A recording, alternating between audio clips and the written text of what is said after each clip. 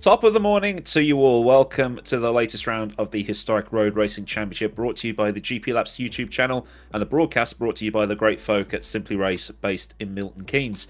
Today we go from the insanity of the Isle of Man just over the Irish Sea into Northern Ireland for the Dundrod round of the season, the home of the Ulster Grand Prix. Now, as you can probably see from the sort of drone shots that we've got here, it's a narrow track. It's about 7.5 miles long, and there's barely enough room to get by, so things are going to need to be calculated and also careful. Now, usually the home of bikes, this will play host to the majestic 1954 sports cars you've come to know and love over the course of this season. But who will prevail on the Emerald Isle? To find out, let's watch together with this whole shebang, hosted by me, Ada Maud, and joining me is the equally majestic Alex Goldschmidt. Alex, welcome to your first round of HRRC. Thank you very much, Aidan. Good afternoon, everybody. That was a very majestic intro there, my friend. Nearly put Lewis McGlade in the shade, so to speak, and he's known for his welcome intros. But no, a fantastic circuit. I mean, of course, Dundrod ran sports cars five times between 50 and 55, and the late Sir Sterling Moss picked up 3 of those victories. But yeah, this circuit, incredibly tight. I've seen some hot laps coming up to pre-qualifying today, and yeah, there's hardly any room to swing a cat, let alone try and overtake here. And that's what's going to be interesting over the next couple of hours of racing, Aidan. Yeah, we were saying sort of pre-show that these are the sort of roads that you and I both learned to drive on. Yeah. Myself in Lincolnshire, yourself down in the southeast. So we're kind of familiar with these roads, and we're kind of familiar with people trying to go fast on these kinds of roads. But we need to see how these older cars, bias ply tyres, not very good brakes, and you can see the fans standing very, very close to like barbed wire fences and stuff, straw bales on the exits of some of these corners, ditches and things like that. We're probably going to see a few cars in those ditches, which, you know, again, you and I are used to seeing in the UK countryside. But it's just going to be amazing because we've seen the 3 classes going around. We've been given sort of pointers by, you know, the sort of helpers that we have behind the scenes, and seen that a 2-litre class car is currently on provisional pole. So the 2 litres must be able to just absolutely lob themselves through the corners with that lack of weight. I think also with the amount of control that you'll have with the 2 litres in comparison with the 5 litre, you know, that's going to be a bit more nose heavy. So yeah, I mean, looking at the standings here, I mean, great to see a familiar face in the form of Jurne Simoncic, who I don't think is competing today, but yeah, still anything's up for grabs with this and 2 more rounds to go. Yeah, they do have 2 drop rounds, remember, so, you know, Jurne can afford to miss a couple of rounds. He's still there on 14 points. You know, Jake, GP Laps, Richie Axelson, whichever name you want to apply to him, we'll just call him Jake because we know who he is, sitting at the top of his own league, not suspicious at all, with 19 points. We've got Jackson Robillard down there, the other American in the 5-litre class. He's there on 12, but the people that we need to look at are down there in like sort of 7th. Askari Kantonen, who is currently on provisional pole as we speak. Time's sort of really close around there, so we need to look out for him. There is a potential that he could end up being within the fight to take the overall championship win. 5-litre class on your screen. Again, Jake and Jurne at the top there. Jurne doing some other things this weekend by the looks of things. Last time out, it was the Bahrain version or Bahrain round of Virtual Le Mans, so he couldn't be there for that. Enzo Fazzi there as well, still on 6. Juanmi Costa, Scooby, and Charles Leclerc. Which is a pseudonym, which, you know, 1954, it happened, as they all there on the 5-litre class. 3 litres, the middle class, as it were. Rajasu commanding lead at the top there because Eduardo Beninca missed the first round, but Beninca's still there on 12. Mark Zidler on 8. Franek Godrecki on 6. Toby Johnson also on 6. And then Martin Bayer, Nitramson, Ariel Diaz on 4, and then Valentin Iliev and Matt Wright on 3 after just 3 rounds with 3 to go. Subwolf 07, he leads the 2-litre class ahead of Jake Britton. Askari Kantonen missed the first round, had some issues at Isle of Man, but took a commanding win at Spa, so he's there leading that little championship there, so I expect him to go up. Also down there, Reese Gardner couldn't be here today, as you might have seen on Twitter. There was a little bit of an issue with his sort of sim racing hangout, as it were. Hopefully that Reese's stuff is all okay and he gets all that sorted and comes back for Targa Florio later on in the year.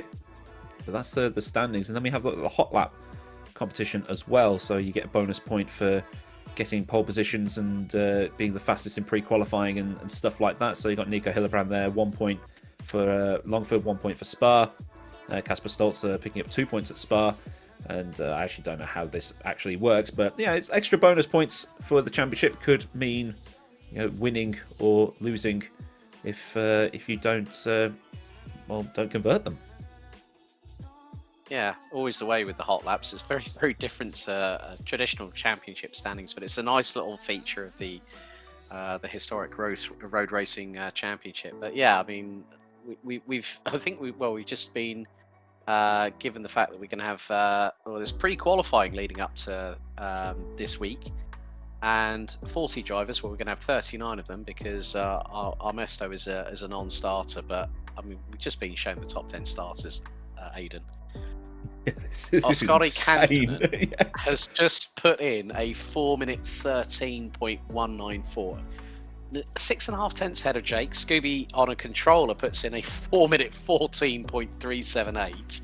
Just under 1.2 seconds. Jackson Robillard in fourth, ahead of Martin Bayer.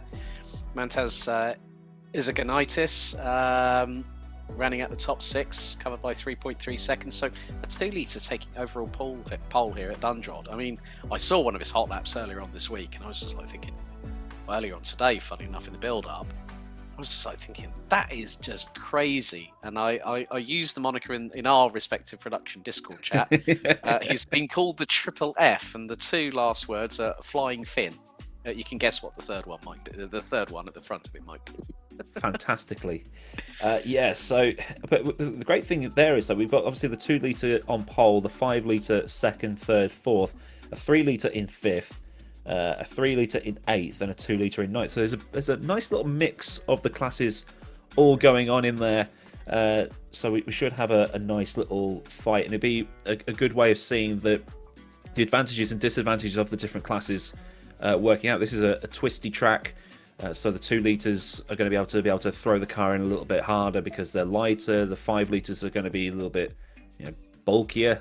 You think of like the modern Formula 1 cars versus the old Formula 1 cars. The modern ones look a bit slower going through some of the corners compared to the old ones, which look a lot faster. And compared to somewhere like Spa, where 5 litres are going to win that one. Le Mans, 5 litres are going to win that one. But here, seeing them actually 6.5 tenths ahead of a faster car. It's like a GTE out qualifying an LMP1, isn't it? Very much so. And the LMP1 has its hybrid attachment as well, for good measure. But yeah, I mean, an astounding lap from Oskari Kantonen there. Just absolutely mega. He's gotten quicker and quicker over the course of the week, and heading into pre-qualifying, he was 1.8 seconds behind Jake, but he's done a little bit of the hard work. But now it's the next 2 hours that are going to decide what happens for fourth round of the HRC. Yeah, does Jake try and push for the win, or does he do this in the same vein as someone like Alan Prost or Colin Turkington and just bank the points safely and just focus on Scooby rather than Oskari, and then just if Oskari goes off, Oskari goes off. It's there's a lot of strategy to be played in here, and we've seen the pole time being a 4:13.1. Just for reference, the motorbike record around this track is a 3:17. So motorbikes on a public road versus cars on a public road, obviously the motorbikes are going to be a little bit faster, but I think I'd rather drive the car. I've got seatbelts and all sorts going on. I'm strapped in. I can't come off a car. Just saying, I think I'd rather take my chances with crashing a car around here than a motorcycle. Unless your name's Guy Martin, you end up. Unless you're Guy Martin. Oh my god, that crash. Oh. I think the words that we used when he came off the bike was Guy Martin like a rag doll. Those were the words that were actually used. And arms, limbs flailing everywhere, hitting the safety barrier actually coming through, because he must have been going at such a rate of knots, probably the best part of 150, 160 miles an hour to lose at that speed. I mean, it's a bit like he missed the right-hander through the Isle of Man.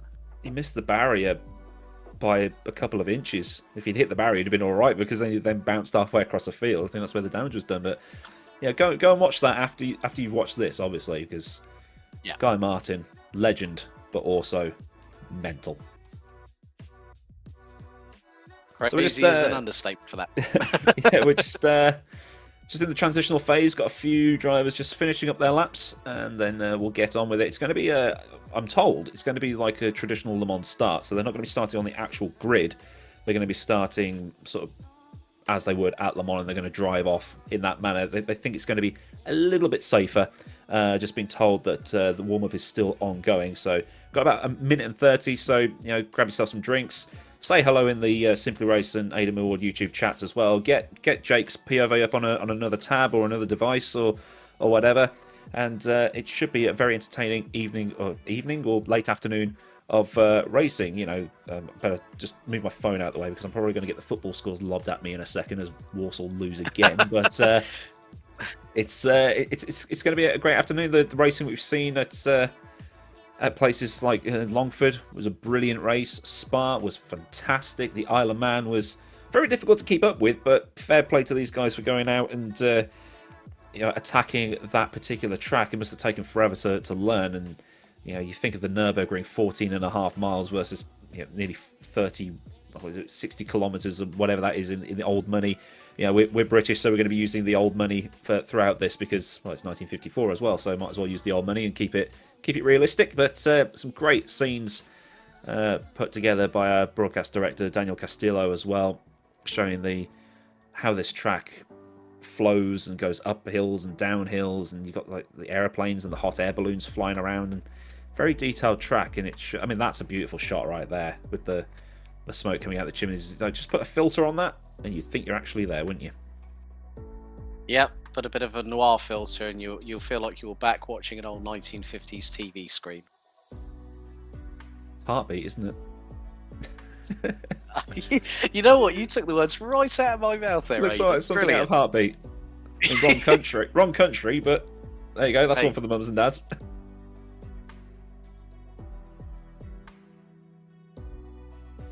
I think one of the other things that I've noticed about this track here at Dundrod, Aidan, is there's some nice open spaces, but then you got the tree cover, which is also going to be quite interesting in terms of are the drivers gonna push it? And having looked through the supplementary notes that we've been given, is the fact that there's no mandatory passing rules in place. So all slower cars are expected to maintain the racing line for the faster cars to make their way around. Well, if you've got Oscar Cantonen breathing down your neck in a 2 litre and you're on a 5 litre, that could be interesting to watch. Yeah, it's similar to how endurance racing rules work in the real world in the modern era. It's just like just use some common sense. I mean, like we've seen how here we go. They're lined up in the traditional Le Mans start, so we'll probably get back to that point a little bit later if I get reminded about that. So we're just waiting for everything to click over and for lights to go out and people can dump the clutch, give it some jandle and go away. And we've got Oscar Cantonen there in the Finnish racing colours. Some bipping of the horns in the background as well, just for added comedy value. This is going to be quite interesting. I've never seen this actually pulled off in a sim before. Got 4 seconds. Here come the lights. I say lights, and we're away. Proper Le Mans start. That guy's going to have to move, and now he's dead as Jackson Robillard gets away. Oscar Cantonen appears to have got the best start of everybody else. He's into an immediate lead as we're just trying to see what happens in the background. As we see yellow in Sector 1 already. Someone's already had an accident. Oscar Cantonen's been out-dragged by Jake up the main straight here. Some of these things are going to flap around as different classes end up being in the lead or behind or whatever. We've seen how jumbled up everything is, but I think everything is okay for now, Alex. Mark Seeders just DNF'd. There was a massive incident where they actually pulled out of the pit lane. I think probably a 3-car incident. So Mark Seeders already he's already DNF'd, and he was 19th in pre-qualifying. So that's the first casualty, and we're not even a minute into the race. But yeah, Oscar Cantonen currently leading the way in the 2 litre class. We've got Owen Bouguier down in the 217 in one of the wonderful Gordinis. I haven't heard that name in a while. Yeah, it's basically what's happened is that the cars were released under fake names, and then we've just put the real ones in, so you know what's what. Sometimes it will flick over, just limitations in the broadcasting system at the minute, but beautiful French colours as well. And you can just see that Owen Bouguier was sniffing, but didn't actually try and lunge his car into anything because it's barely wide enough for 2.5 cars. So, like I say, this place is more suited for motorbikes. But we've got Jake leading by about 3/4 of a second from Robillard. I think Robillard has actually got into second overall. So, on the straights, 5 litres have got the advantage here. Yeah, I mean, when you think about the top speeds of these cars, I mean, some of the Jaguar D-Type has the VMAX, so like top pegging, about 277 kilometres an hour. Austin Birchfield, I've just been told, is continuing on with 3 wheels on the wagon. Hopefully it's not on the rear drivetrain, if it's on steering. That's going to be an even bigger problem to try and steer it, depending on which side of the axle it's on. Well, we know where Michael Schumacher copied it from. If he's driving on 3 wheels, he's going to have to get that fixed as quickly as possible. But we saw people try to finish with like 3 wheels at the Isle of Man because you might as well stay on the track and try and finish. But 5 litres definitely pulling away. I think Scooby might have actually got into 3rd overall right now. We're just trying to see where everything is. We don't really have a tick or any live timing, but Austin has just been DNF'd, I've been reliably informed. So we've lost 2 drivers and we're not even 5 minutes into the race. Well, Jake just had a bit of a tank slapper coming out of that right hand there. He was actually into the grass on the left-hand side, so a bit of a wobble from the 100. Scotty Cantonen, look at the lead he's got in the 2 litre class. Nearly 9 seconds within the first 3 minutes. The Finn is absolutely flying. I think he's treating it like a rally stage. I wouldn't be surprised if he does a Scandi flick into the hairpin near the end of the lap, because just getting onto the dust on the exit there, beautiful to watch. And is that traffic in the background that's just been part of the scenery, or is that actually? Oh, it's actually Martin Bayer, who has gone full James May and got a little bit lost. Oh, he's done a bit of a Captain Slow.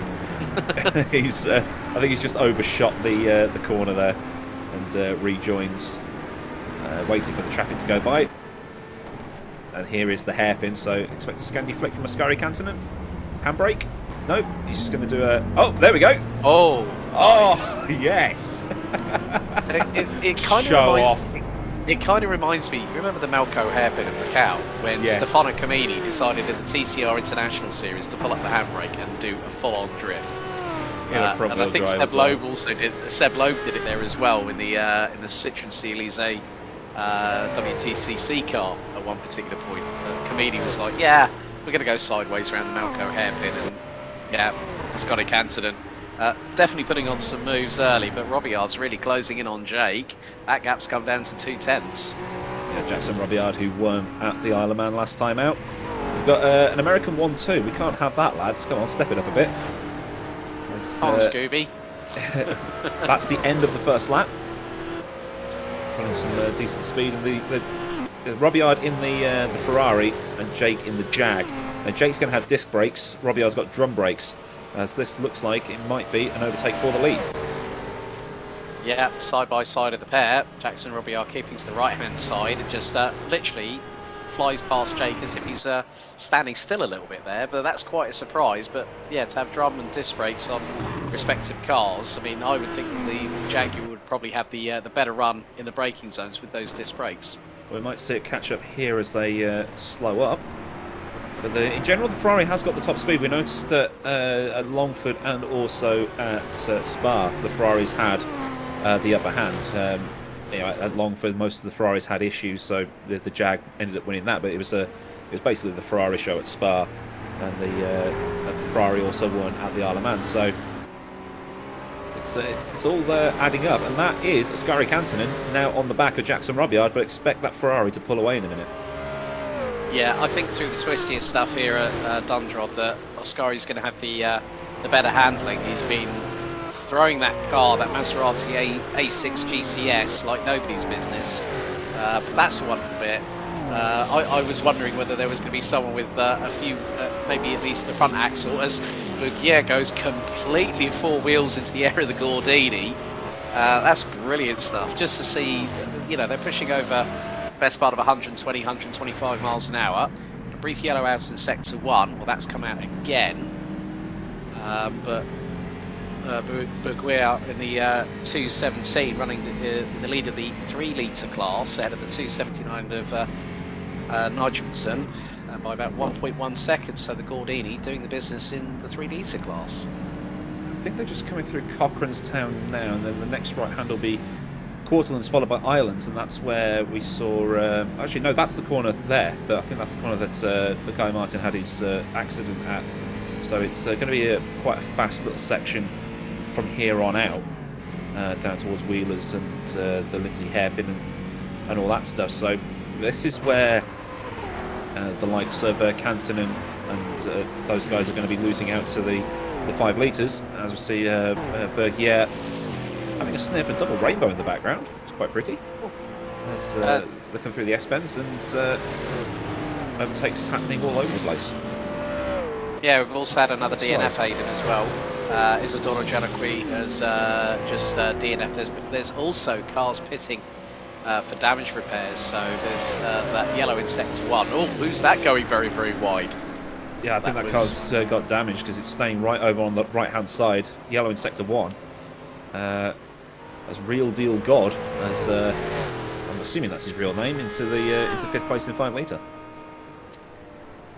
Yeah, but yeah, I mean, still props to Oscar de Cantonen for keeping Jake and Jackson Robillard very, very honest, despite the fact there being 3 litres differential in displacement between the 2 cars in front and the one behind.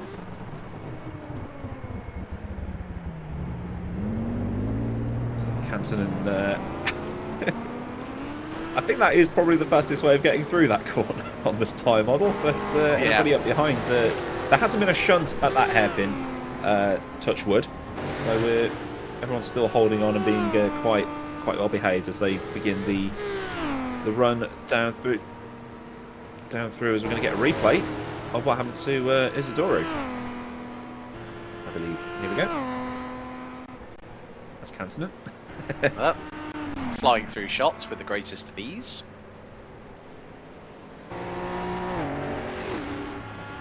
Another yellow in sector 1 has been brought out. We'll have to watch what Ian is saying in Discord, because he's given us live commentary on who's ending up where, as Jake sets the fastest lap of the race. Car in the pit lane, 2 cars in the pit lane, which is, I mean, 2, that's actually quite good. If it was 6, I'd be worried. As you see, class leaders, Jake, Cantonen and Bergier, just approaching the 10-minute mark. Whoa, that's wide. That's very wide. That was Jake. Is he alive? He's not alive. He's gone. Oh, no, that's Robillard, I think. Oh, well, that was that? I thought it was Robillard. That was the number 200, I believe. There. Okay, so that's Liam Dolan. Liam Dolan. As Robbillard's lost the left front. Now he's lost it. New neck, please.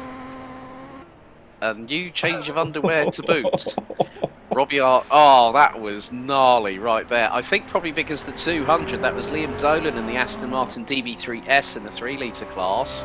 So Liam's a DNF and Jackson is now a DNF. So what that means, folks, is Ascari Cantonen is going to try and see if he can reel in. It's going to be a tall order, but he's got an hour and 50 minutes to do it to get past Jake for the race lead overall. I think he's going to have a very hard job of doing it on pace alone, given the run from Leathamstown Corner all the way up to Cochrane's Town is flat out. That's where we see the track sort of go up over the top and then down the hill again as we get a replay. This will be of Isidoro. Oh! Full kangaroo down the straight, and I do apologise for the just our factor 2 things, to be honest. And Iona Albuquerque saying, does that mean he's not coming on then? No, he's had his neck snapped and has ended up in a field. Yeah. And it's all Skippy's fault. Yeah. Oh, another yellow out, and there's a car actually ahead of the leaders that has gone off. But look how close Cantonen is, even in the straight line here. Yeah. Slipstream might pull him along. Especially with the fact that the VMAX between both cars is about 30 miles an hour. The Jag having the legs when it can push the best part of nearly 180 miles an hour, and the Maserati, in its own respect here, Aidan, top speed is about 235 kilometers an hour, which is close to, which is around about 150, 155 or so. But yeah, that slipstream's really working in the favour of Oskar Canton right now. Another yellow out in sector 1. God, they're dropping like flies at the minute. Yeah, it was Frank Verplanken, apparently, that was going a little bit slow, according to our spotter. We're trying to do our best to keep up, trying to learn the layout of the track and also figure out who's there. One Bergier, leading overall in the 2-litre class, so that ahead of him is a 3-litre class car. Going to start moving up the overall standings as we have done about 12 minutes of this race, and everything's happening at the minute. It's the real deal God, so that's it's a 5-litre class that's in front of him. So 5 versus 3. Oh, crikey. But the Gordini's really showing some good prowess around this track as well, I think. Yeah, close to getting to those banks as well. It's an inch too far, and that thing's flipping like Robillard did. They sound so good as well as they come up towards the hairpin. Real deal God managing to keep Bergier in behind. Nice little rumble as he hit the throttle coming out of the hairpin there too. Now we'll see the 5-litre class probably pull away, but slipstream exists. Nowhere near as powerful as it would be in a modern car with aero appendages coming off every perceivable corner of the vehicle. You can just see the power, the speed and power taking over. But then that 3-litre class car will catch up in the corners. Yeah, Bergier actually had a little bit of a moment, I think, just a second ago, about 3 corners but back, as Real Deal God is right up the back bumper of somebody else as they're about to cross the line for another lap completed. That's the 165 another. This is going to be a running joke now. Yellow's out in sector 1, and it's out again. And Ascari is up to 2nd overall, but still leading the 2-litre class. But yeah, well, they've got a battle that 165 is Benjamin Lakazi. Yeah. Who's currently 2nd. Oh, Real Deal God loses out there. So yeah, Benjamin Lakazi is running 2nd in class, but I think he's 3rd on track. So that makes Real Deal God going from 4th down to 5th. So Mantis in the pit lane as we get a replay queued up. See what happened here. Okay, this is Jackson Robillard. Oh, sorry, not Jackson Robillard. This is the prelude to Jackson Robillard. That was Canton getting out of the way, I think. And that was Liam Dolan that actually cut across Robillard, and that's why he got 3 wheels on the wagon. You can see the sparks flying from the left front, hits the bank, and onto the deck he goes. I know it's a virtual driver and a virtual car, but that still makes me wince. The Mighty D has DNF'd. So that was a 2-litre car. Qualified 15th overall, so we're losing drivers all over the place at the minute. So we did have 39 starters. We're now down to 31. I think 31, 32. Drivers still out on circuit. Zagonitis has ended up in the pits at the number 169. The Lagonda DP 115, 5th in the 5-litre class. Possibly that's for damage as well. And again, Bergier flirting with the size of the road there. Again. Well, if you give racing drivers an inch, they'll take a mile, won't they? As Jake flies down the hill and up the other side, followed by Cantonen. So for an overall 2nd place for Cantonen, that would be incredible. As Scooby inherits the 5th place that's just been vacated by Mantis. Oh, you see the gap already, 115 seconds. What? Between Morea and Scooby. And our spotter has just said that Ian Etheridge is pitting in, another one with 3 wheels on the wagon. I think that might be the cue for people to start slowing down a little bit. Yes. Simon Freilich, that's a name that I've been seeing a lot of recently in R Factor 2. It's great to see him here, and that's the other good thing about with we were talking about the likes of Enzo Fazzi and Nico Hillebrand and Jone Simoncic is that the the guys that do a lot of the top level R-Factor 2 championships like Formula Pro, Formula Challenge, FSR and all of that stuff, Yep. you'd think they would turn up, take it super, super seriously, do millions and millions of laps, and then just run away with it. And that hasn't been the case. They've turned up, they're having a laugh, it's all banter, and they're just here to have some fun because it's, let's be honest, it's different. You know, there's so much GT3 stuff out there, there's so much endurance stuff out there. Nobody's really done this, and certainly nobody's ever done a proper time trial in R-Factor 2, and this has had so much hype around it. A lot of people have been talking about it, a lot of people are definitely interested in it. So to see the pro esports guys turn up and have fun, even better. With a big smile on their face for good measure. I mean, that's the whole point of something like this, where we take it back to the old days of yesterday, you know, bring back the old circuits and these lovely sounding cars as well, where they're not going to have, as you said rightly, Aidan, that, you know, there's no aerodynamics. It's just pure grunt, pure bravado, and just see how hard you can fling it into the corners without cracking. Speaking of flinging it in, the Tramsen flinging it in. Wild chase. Oh, that's Real Deal God, beached on the side of the road. Needs to call the AA and get that pulled out. Other breakdown services are available, of course. The Tramsen 4th in the 3 litre class, chasing down some guys as Stolzer. Again, Kasper Stolzer, another top name in R-Factor 2 racing, sets the fastest time in the 4 litre class. Sorry, not 4 litre, 3 litre class, with a 4:20. Nice.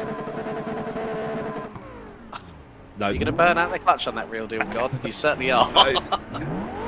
I think someone needs to come along and give him a bit of a nudge. I think you're stuck, mate.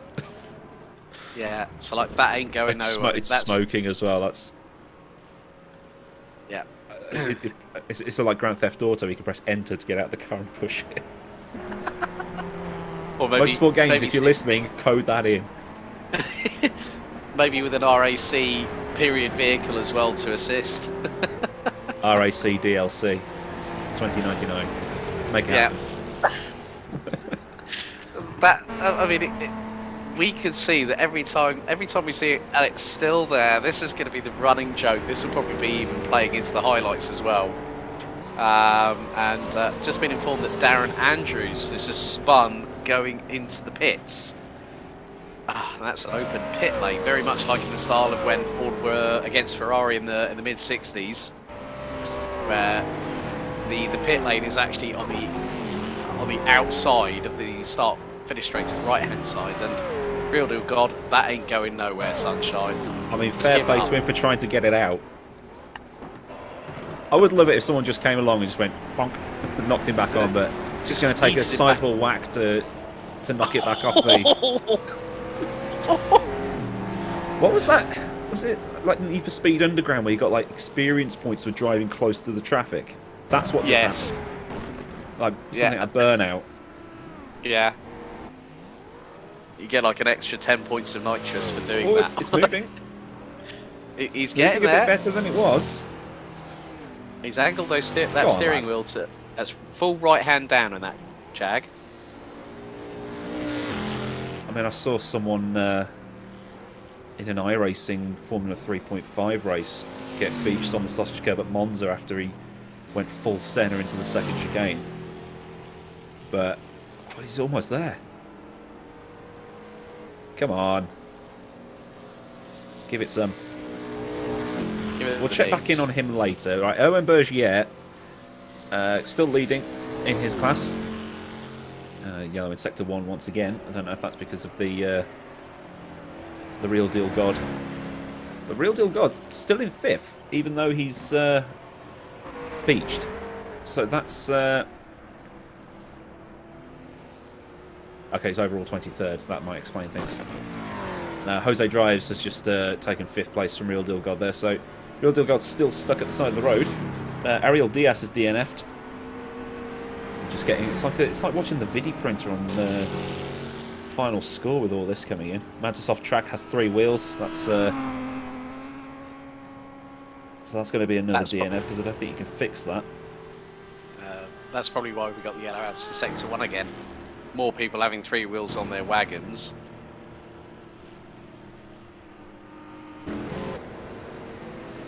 There he is. Sparks flying. If he's in the right spot, could give Real Deal God that little bit of a knock that puts him back onto the track. As GP Laps sets the fastest time in 5 litres. There's the wheel, or a wheel. Oh, there's someone else off there's there. a car up. I've just seen a car in front. That looks like a Gordini. Oh, that's... Oh, same spot. Ah, right. I was just trying to pick out that number. Was that probably Benjamin Lakazi? I think it was. That's what's just come through. And he's out. Finally, hey! He's got it off. He's had an assist. Did Lakazi knock him back into the right place? If so... Yeah, but look, can you see there's a wheel in the front suspension arm as well?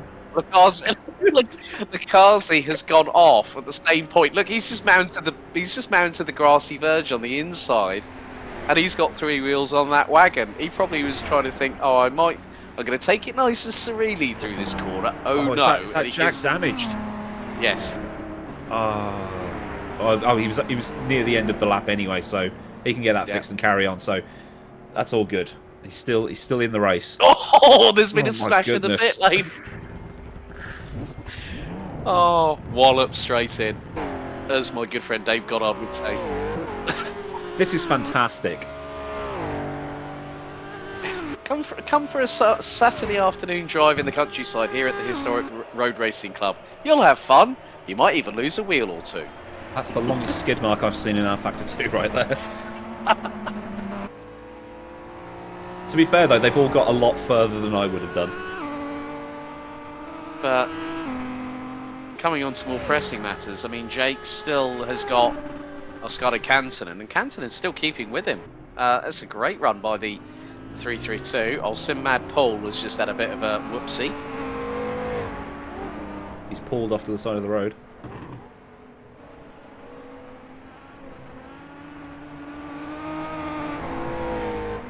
Still going though.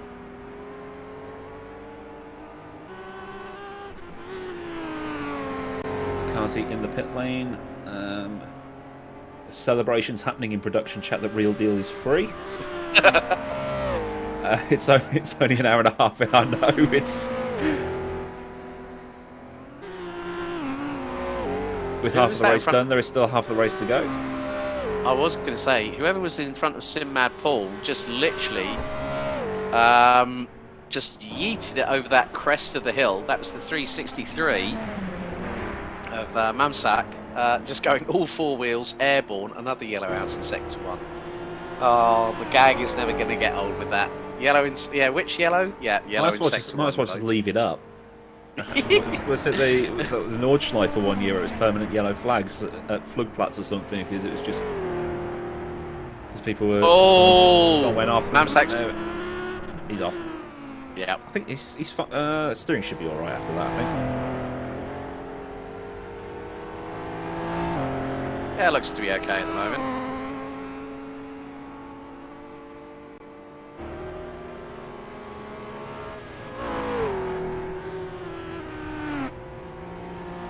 Kazi's still waiting for new tie rods on that car. Alan Etheridge has just DNF. That's another casualty after a bit of a shunt.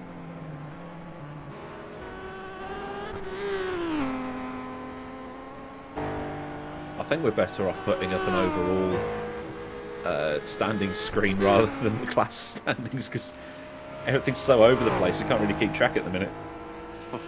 Yep, 100% agree there.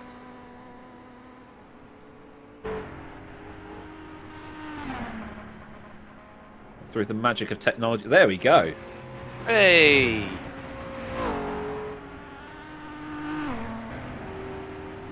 It's 2.2 to Canton. Well, it's coming down now because they're probably in a tight section. Martin Bayer, 8th overall. He's in behind Morea. So again, we've got the 3 litre on the back. Oh, he's overcooked it. 3 litre.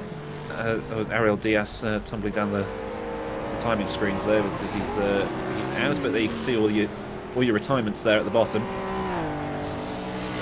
But Martin Bayer in a 3 litre chasing down a 5 litre, showing how the cars are all over the place here.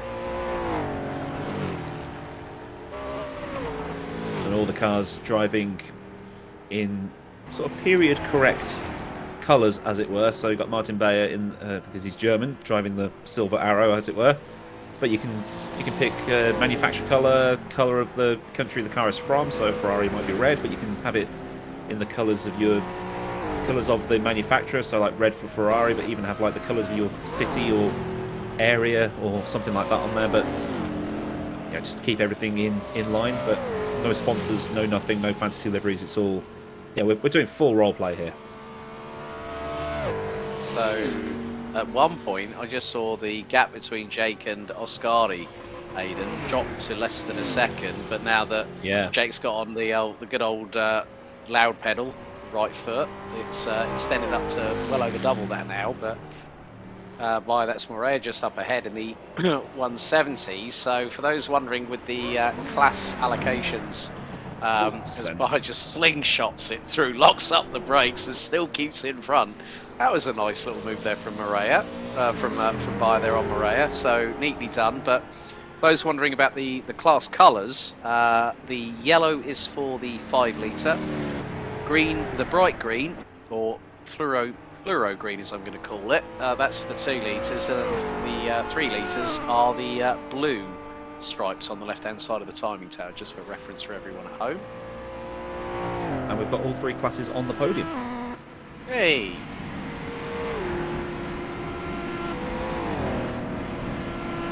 So we've got a TV shot of Jake Oscari on board below, getting past some lap traffic, which I think that's actually on 3 wheels. So that's another one. Hot air balloon as well. Looks so good. And they actually move around the map as well. It's amazing.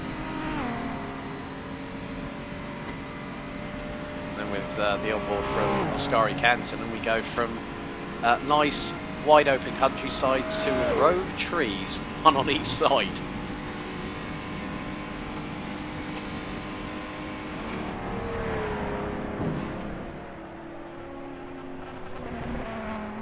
Gap up to 4.1 seconds, so did Oscari have an issue, or is that just a very fast part of the track? Yeah, true. I don't know why I'm speaking over the thing. They can't hear Daniel. So. Oh dear. Are we going to see the Canton sideways flick very shortly as Jake makes his way into the hairpin? And Oscari. Jake tries to outdo Oscari and nearly hits the barrier with the left rear. Well, I think he was doing, was it drifting, where the closer you get to the wall, the more points you get? There's another car with 3 wheels on that wagon. Oh my goodness. Oh, this is a good shot. It's like going into the hairpin at the end of Sweet Lamb on Dirt Rally. As he does go full Dirt Rally. I wonder if he knew that we were on him. And it's just like, I am going to drift. I am going to put it sideways for you folks at home. He watches the movie Taxi once.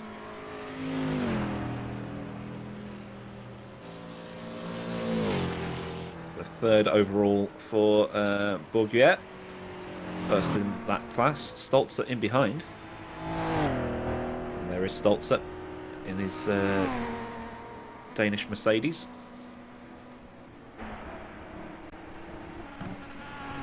Carrying a lot of speed through there, so they have a little bit more grip. Oh, that's Mantas. He's on 3 wheels again. He's already had to stop once for repairs, so the Estonian not having a lot of fun out there at the minute.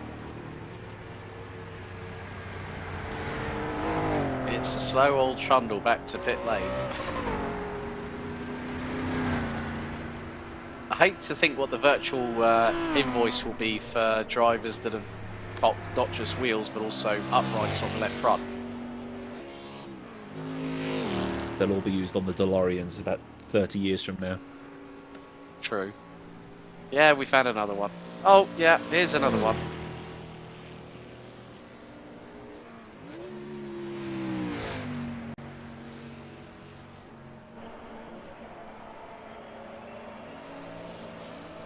Oh, sideways slide. there in the Gordini. I wonder how much rubber was on the track as well, because with our Factor 2, with its dynamic railroad system, the more you drive on a specific part of the track, it rubbers up what you've driven on. So you can drive all the way around the outside of the banking at Daytona and rubber that up, and then you can drive on the like the inside will rubber up that bit as well. So I don't know if they started on a green track or they used a preset or something like that, but that's sliding about a bit. I mean, they don't have the grip that a modern car does, but interesting to see what the actual rubber was like on the. If we can get that put somewhere as well, just to see how they're doing that, or they're just winging it, or any of that. Probably on a bit of a wing and a prayer, Aidan, I think. Just like, yeah, let's just go flat, chat, foot to the floor. You know, 200, 140, 145 miles an hour. Yep, sideways, love it. Like that. The mad Paul, and he. Oh no! No! No! No! No! No! No! No! No! No! Whee! That was Mamsak who got through there. And the 363. I think Sam Mad Paul was just a bit too over-eager. He thought, yep, I've got it, I've got it. No, I don't got it. Mamsak will need to pit now for a toilet break, I think, after that, because yeah, that was close. Good toilet thing, break good thing the net code in our Factor 2 is pretty good.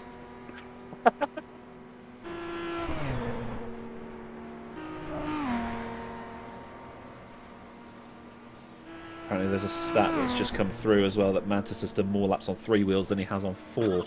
Oh, God. Oh, dearie me.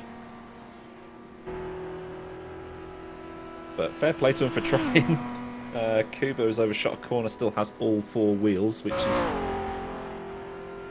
So Mantas has just reached the pit lane, so he'll get that fixed. That's going to be a long time sat there. Looking at Simon Frelick now in the 2-litre class, 5th overall. This is turning out like Le Mans 2017, where 5 litres have all had so many issues. We've got the slower classes right up there. I think Morea might be able to get back up the order overall, maybe into the top 6 later on. As Rajasu here in 18th overall, he's choosing number 218. Another car in Finnish colours, doing a slightly different approach to Kantonen.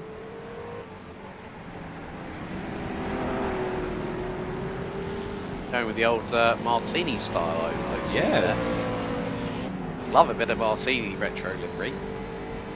Martini colours look good on anything. Yeah. So while Kantonen's gone for the full flag, Rajasu's taken a slightly different approach. Whether that was actually the Finnish national racing colours, or if it was, or if it's like maybe the colours of Helsinki, or wherever it is the Moomins come from, I can't remember. Did you just say Moomins? I did say the Moomins.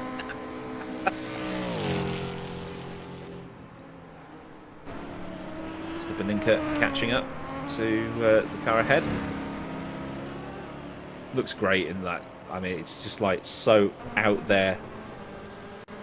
Bright yellow, bright green.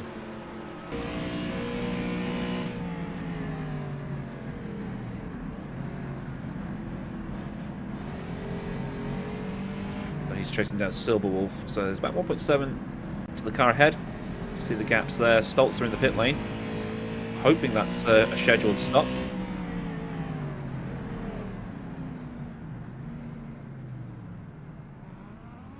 Yeah, funny enough, I've been looking up the old historic colours from back in the day. That Finland's actual base colour was white, so and it'd be 2 blue stripes on a bonnet, shaping a Latin cross would be the normal run back in the day in the 50s for Finland.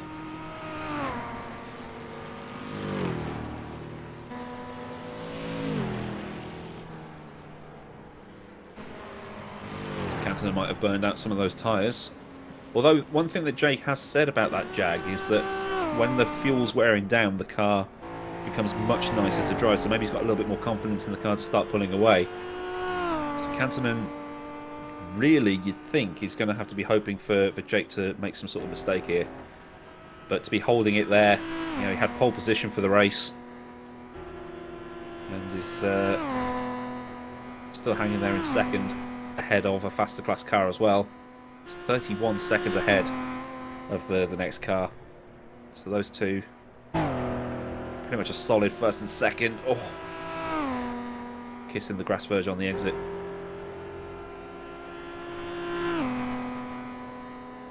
Lost so many drivers over the course of the first sort of half an hour or so.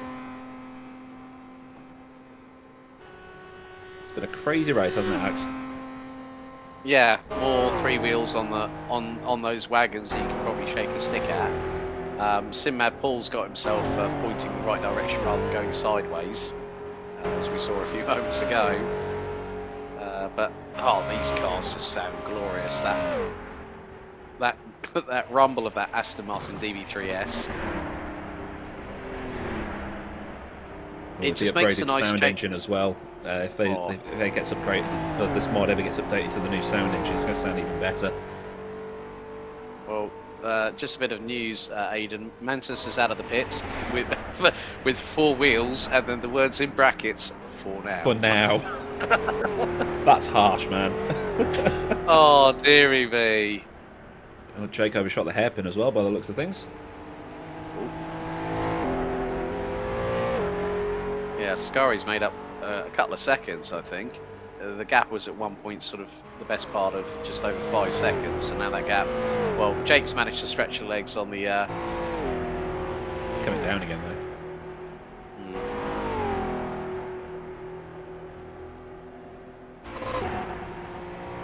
It's coming down a lot, to be fair. Yeah.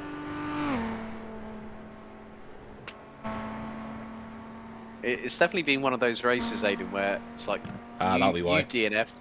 Yeah.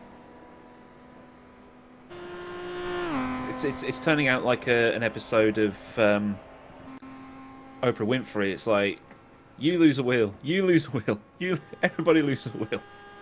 Yeah. Yeah, you get a DNF, you get a DNF. Oh, it looks like Jake's having major issues with his button box. Can't change strategy, but the crew is ready though. Real Deal God and Slappy had a battle, and Real Deal was bouncing off the berms. Probably off the bumps, I think. Bumps, yeah. Here's Doc Slappy. Home race for him. Green and orange Irish flag. It's quite a nice car, actually.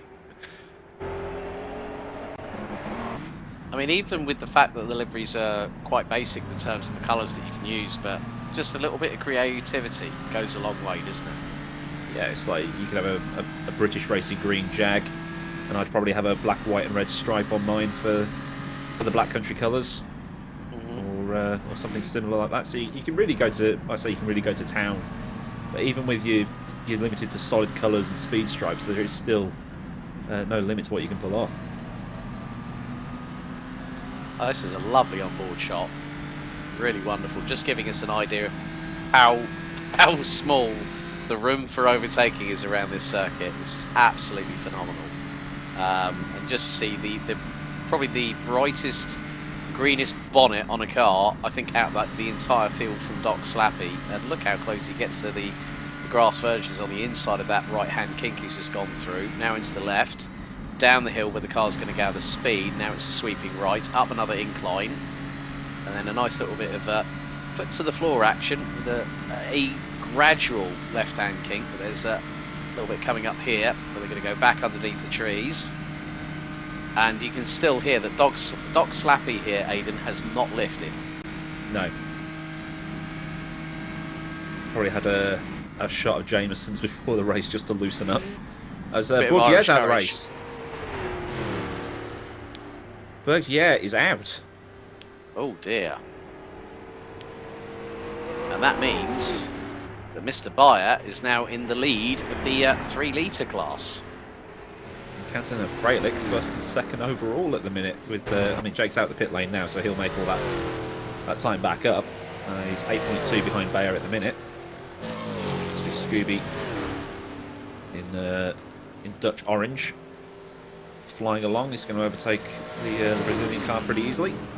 I think with that Doc Slappy car as well, who is actually a doctor, it turns out. We could start like green screening some Pepe memes on that at some point, just to try and just for added comedy. But that sucks for Bergier to be out of the race, and he was doing so well. That Gordini was absolutely flying in the hands of the French driver, but this is another shot I like, where you actually get it from right by the driver's position on the left-hand side. The driver leading forward, leading to the left, leading to the right, steering into the corners. It's just wonderful getting these different camera angles, thanks to our production director, Daniel Costello. I mean, he was showing me some of this beforehand. I was like thinking, this is going to be one of those broadcasts where you just think, it's going to be about banter, but to get these period vehicles in the 1950s just rumbling around these old school tracks, it's just wonderful to see. This will be a replay of Bergier. Oh, it's overcooked it and hit the world's most solid barbed wire fence. Destructible scenery when? Never.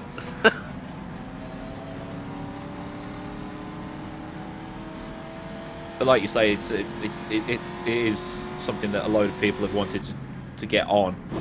There is the interest in the classic cars. I mean, they are still quite a niche type of thing, and people want DLC for classic cars to come every quarter now with R Factor 2. But we had the minis come last time, and they're so much fun to drive. Watching those old Mini Coopers and you just throwing those around Brands Hatch Indy or Donington or one of the shorter British tracks. There could be the potential for a championship with those at some point, which would be amazing to watch.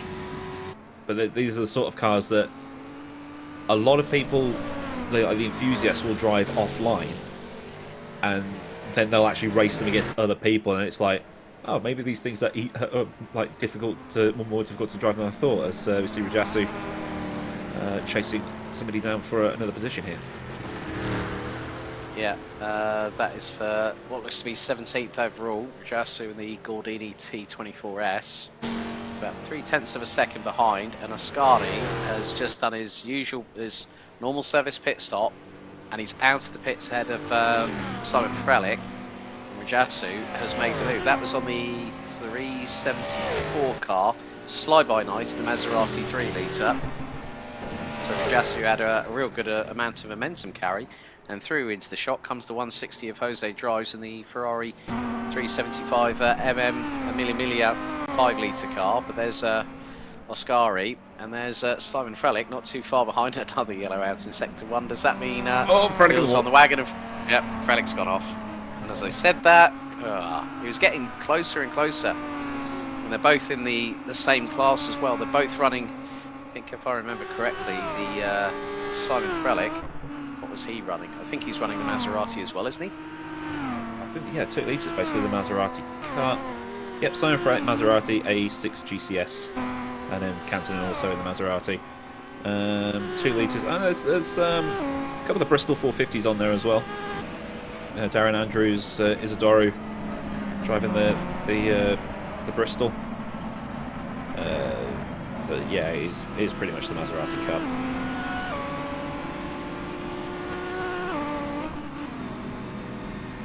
But it just shows the dominance of Cantonin in that class, that he was able to pit and still get out in front of Frelick. Yeah, it's getting a bit closer though between the top 4. That's about 20 seconds. I mean, Jake's closing in on Bayer at a comfortable rate of knots, gap now down to about 8.8. There's going to be 8.4 seconds at the moment, but when Jake gets on the loud pedal in that Jag, he's going to blast past Bayer like he's standing still, considering Bayer's in a 3-litre, Jake is in a 5-litre. That grunt of that Jag has just been absolutely mighty, especially when we saw the start and the best part of over 45 minutes ago, Aidan, where Cantonin got a good jump, but then Jake was literally past him, and so was also Robillard. They jumped him in the start phase, and Cantonin's just comfortably just kept on doing what he's needed to do. He's running his own race. He thought, well, I've got an opportunity to get over a race win. Will this be the first time this season that a 2 litre will have won a race overall, Aiden? It might be. If Jake's having those problems with his button box and things like that, but between Lethamstown Corner and Cochranestown, maybe Quarterlands as well, that's where the 5 litres are going to catch right up to the other classes.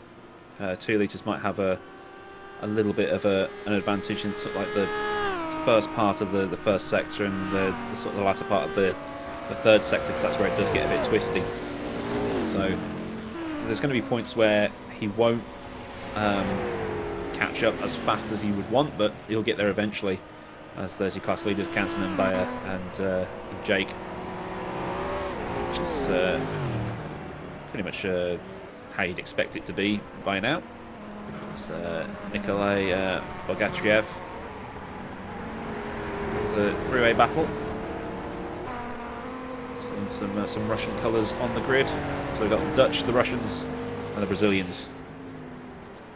That's a combo I never thought I'd ever say. Yeah, and in 1950s machinery, more dramas for Real Deal God though, folks. He spun it on the pit straight. Whoops! First bank, the first beach it's like a great whale. Gets an assist from Lakazi, who ends up tearing off the front suspension and the wheel in the process, whilst going off and gives him a tap.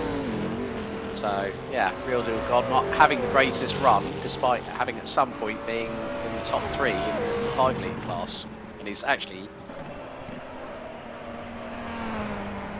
going to end up being a 4-way scrap in a minute. Oh, almost.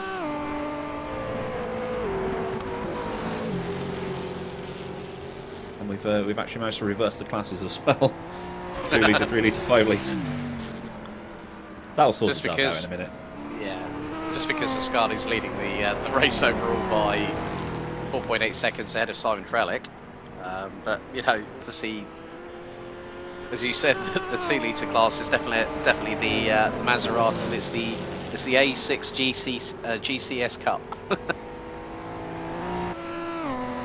think that's because the Bristols have all crashed. And yeah, Real Deal God isn't actually in the pit lane. That's a thing that happens on occasion. Yeah. If it was blue, then yes, he would still be in the pit lane, but he's not in the pit lane. That will sort itself out once we've refreshed the timing screen. So Kakippa is in the pit lane currently. As you see the overall standings there. So Jake now 5.7 behind Bayer. So he's getting there. I'll close down a bit. Bayer's actually pulling away. What's happened to Jake? He's dropping time to him. Oh, another mistake maybe. He was losing time, but then it went up and then it came back down again. And now it's, unless it's just the timing screen as we get the inevitable yellow in sector 1 again. There he is.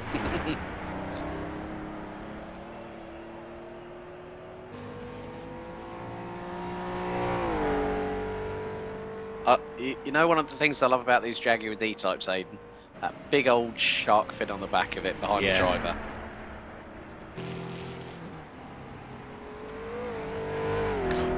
Giving it the beans coming out of the corner. Dust? What's that?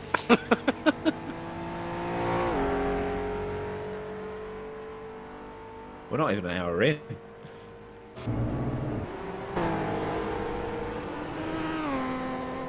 So Sinmad Paul has just made a stop. Silwolf's in the pit lane.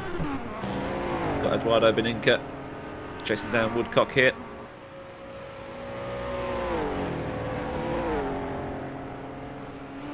And then Bogatyrev in behind that. So still that 3-way scrap. There was a Real Deal chasing them down. Feels like the World Cup, doesn't it? Like a World Cup semi-final, the Netherlands versus Brazil. But no Italy. True. Imagine losing to North Macedonia. Oh, dearie me. That'd be a talking point, wouldn't it? Good thing that never happened. Oh wait, it did.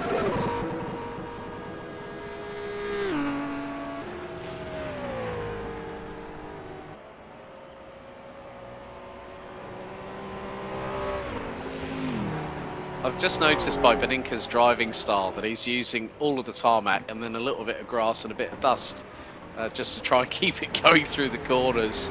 Brazilian's absolutely hanging the tail end out on that car. Does it again? In the Gordini. Oh, someone else has gone too deep into that corner.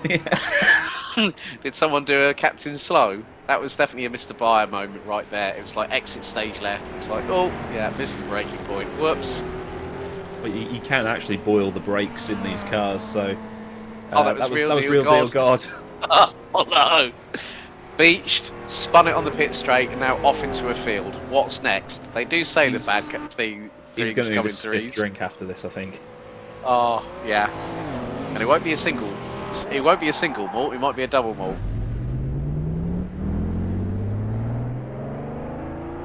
Green and purple looks like the Aston Martin from last year, doesn't it? True. Well, pink.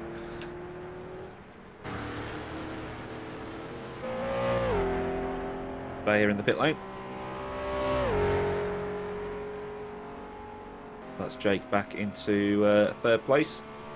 13.7 behind Freilich. So he's lost so much time with that pit stop problem that he had.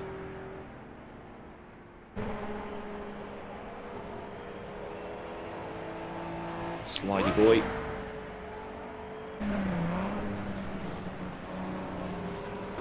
Now we have the Ukrainian colours on screen. Hey. Always good to see Vladimir. Hope that everything's okay for you over there at the minute. He's looking like he's going to try and put a move on somebody in a minute.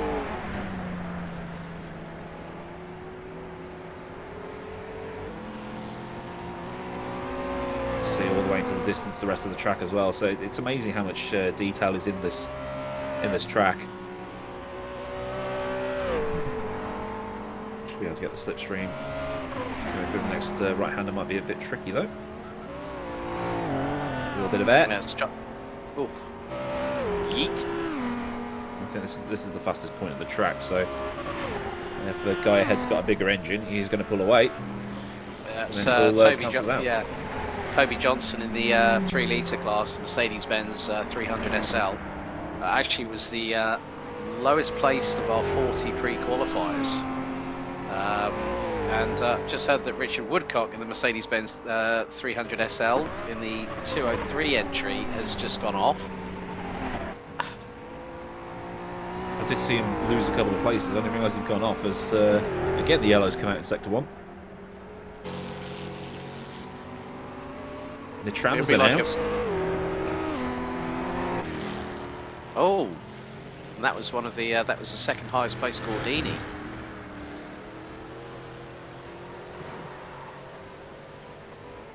Can't park there, mate. I'm waiting for me mates. They're coming out the train station in a minute. I'm just waiting for a mate.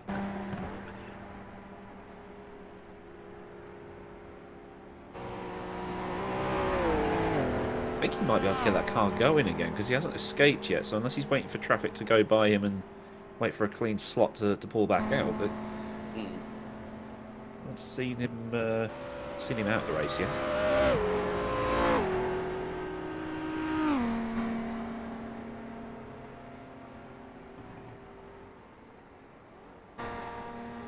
Yellows in, out, shaking them all about.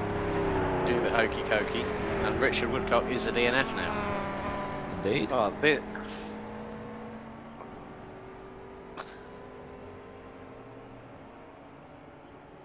Still called off again. At the hairpin this time. Oh, dearie me.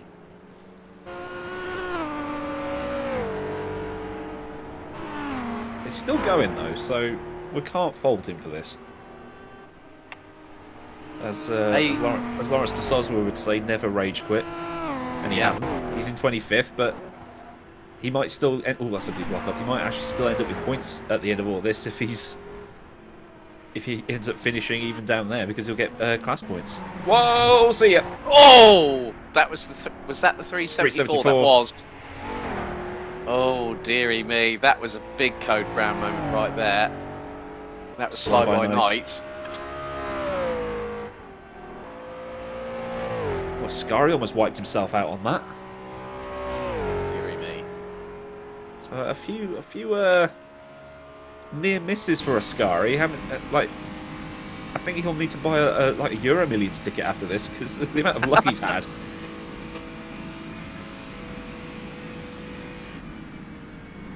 Oh, you know what? We're probably going to have an HRRC meme at the end of this all. Yellow in Sector 1, yellow in Sector 1. Lakazi's in the wall, off in the walls, and DNF'd. And that was the 165 5-litre Jaguar D-Type, who was 5th in pre-quali. Oh, and that was after, what was it? He lost the upright and the wheel on the left front, whilst assisting Real Deal God to get out of the beached position.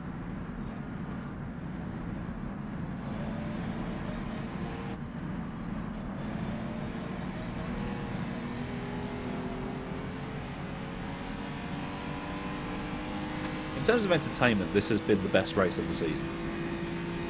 I'm glad I jumped on board for this one then. Spa was good. This is even better. As we see a replay of... Oh, this is in the Tramsen. Oh, that's the worst place. So basically what happened there, ladies and gentlemen, is he hit the concrete of the bridge.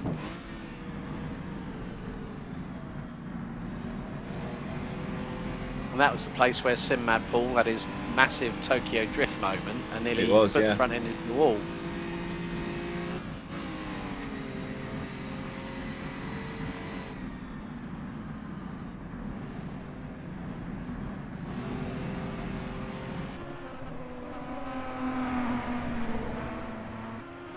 Gap between Frederick and Jake, 11.1 seconds.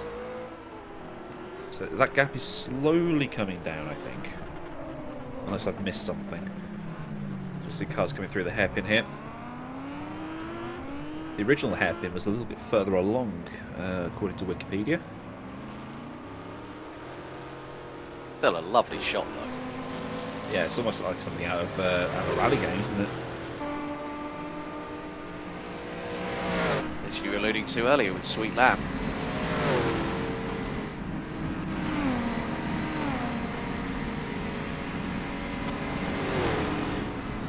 Well, Jake does do historic rally stuff as well, so maybe he could drive his little escort at Sweet at some point for one of those rallies. Brilliant to watch. Good battle here for 10th, though. Silverwolf and Manchak just coming over the start line here.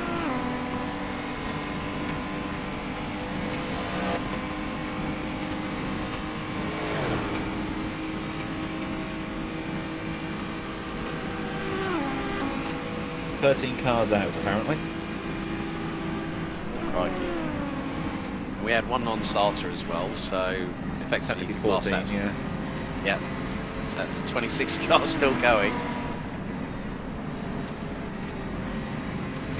So we just crossed the halfway mark. That's flown by. That really has. Yeah, told you it would. Yeah, you're right.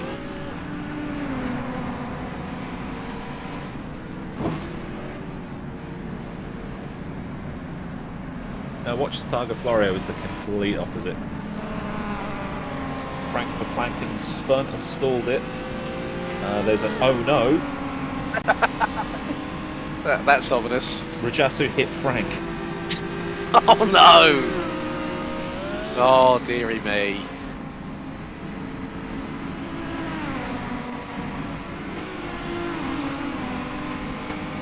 The props to Silverwolf here on Mamshak. That slipstream's really working for that 2 litre. They're both the same class, so yeah. This is down to driver and setup. Oh, another 2 DNFs. Rajasu and Frank both DNF'd on the spot after that incident. Yeah, it says Frank spun and stalled it after being hit by Rajasu, so we'll try and get a replay of that if Daniel isn't too busy trying to find other stuff that's happened. We're making sure we get our money's worth today. Oh, definitely. Definitely.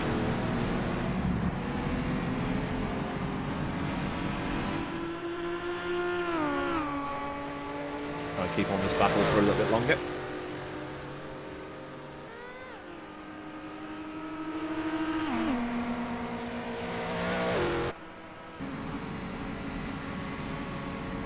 I've actually got a question to the folks out there. Do you think we're going to be less than 20 cars by the end of this race? We've still got 58 minutes to go. Could that happen? I mean, with the amount of yellows in Sector 1. Oh! Silver Wolf right on the back bumper of Mamshak there. Nearly got through. This is way too close to call here, Aiden. This is brilliant.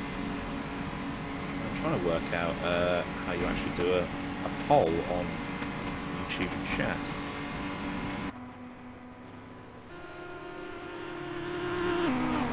Silver Wolf is through.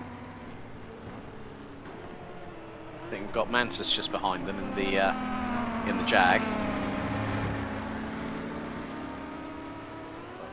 Mantis in the Lagonda. That's a name you don't hear of every day. Now Silver Wolf is pulling away from Mamshak to the tune of about just over 4/10, so great little dice for the past few moments there, but still through the twisty stuff. The two Maseratis keeping each other very, very honest indeed.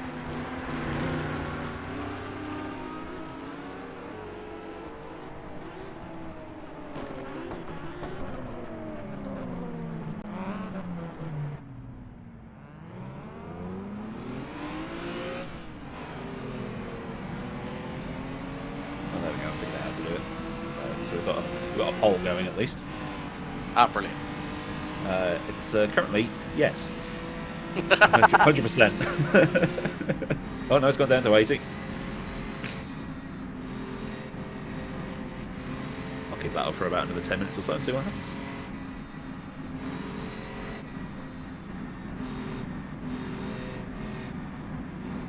Well, Iona Albuquerque reckons we'll have fewer than 10. Oh, But she loves carnage, so... Well, that says it all then. Oh, this is weird. I've got my actual live stream on my one monitor, and then I've got the vMix call on another monitor. One is running at 30 frames a second, one's running at 60 frames a second. It just looks so weird.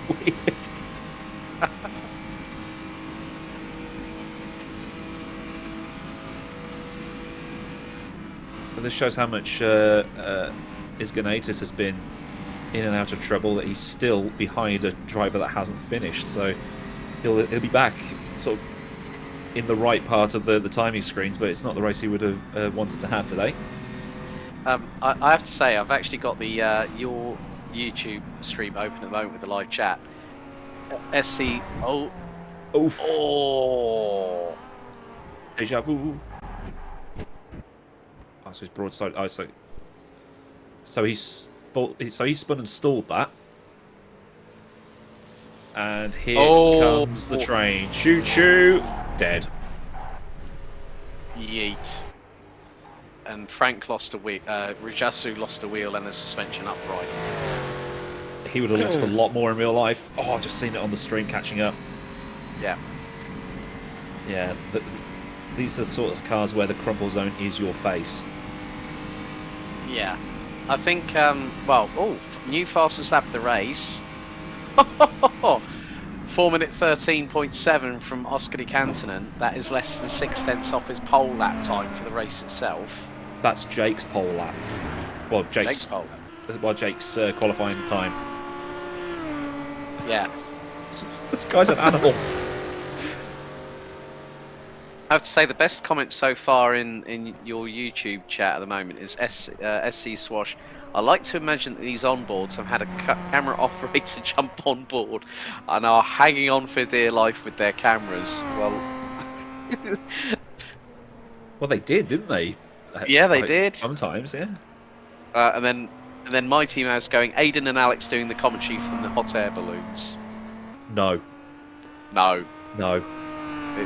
It's just like, we prefer to be on terra firma. Thank you very much. Saying that, I used to fly gliders, like, planes with no engines. Oh God, yeah. But still, I'm strapped into one of those.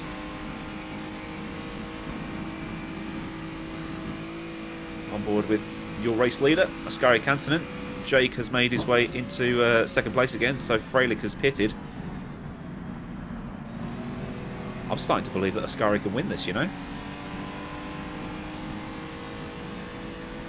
But then he's still got to pit again, so yeah, pit stops are going to be where it happens. So if Jake's having issues, that's going to lose him a little bit of time. But apparently he managed to sort it all out, because in R Factor 2, what you have to do is you have to press a button to request the pit stop, and then it's determined by the mod, and then somewhere between like sort of 10 and 30 seconds later, it will say crew is ready for pit stop. So you come in, if you're driving a Formula 1 car, your pit stop will probably be about, what, 3 seconds long.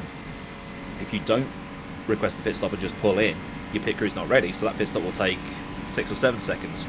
So he might end up losing time based on that. If he set the thing up properly, it might default to fill the tank back to the top, so he doesn't need to touch that. It's just losing the however many seconds it is by not requesting the pit stop that might ruin his race here. But still in the race, which is good.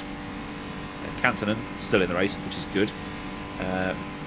Although Jake getting back into second place overall has moved the 5 litre class up a bit, because that's just how it works. If the fastest 2 litre is faster than the fastest 5 or 3 litre, it moves everything around, it messes everything up. So that's oh, that's just my stream dying. Okay, that's not too much of a problem then. I thought Ascari Kantonen was dead at the side of the road, but all good.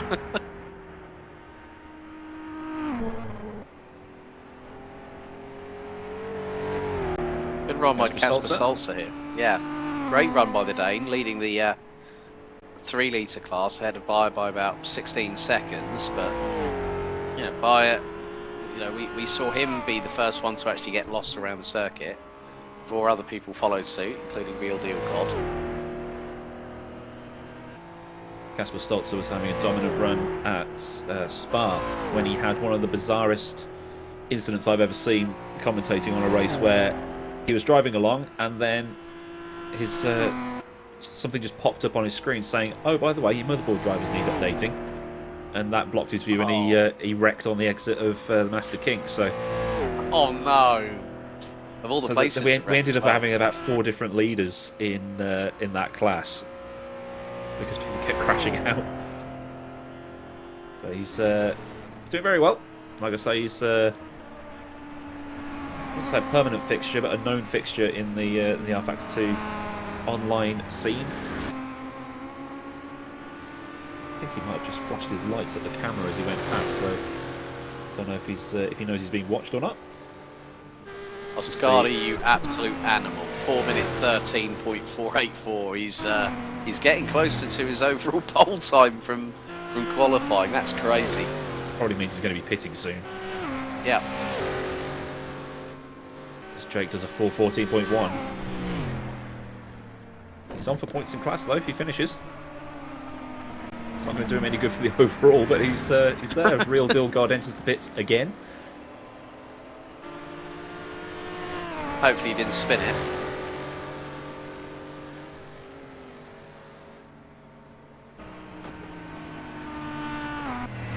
Oh. That was almost an F. Big F. Currently the vote has 23 votes. It's 87-13 yes to no.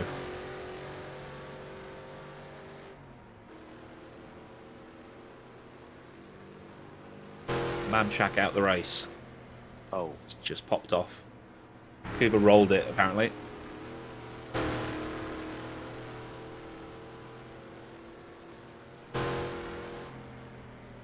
So it was an F. What? Mm.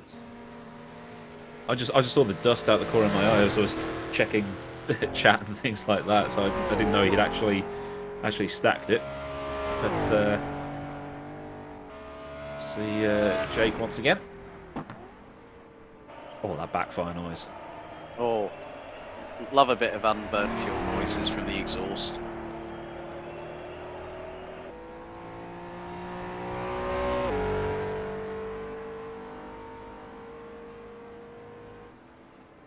Oh, it's apparently Mamtrack ended up going off the track and falling through a hole. Crazy. Scooby in the pit lane.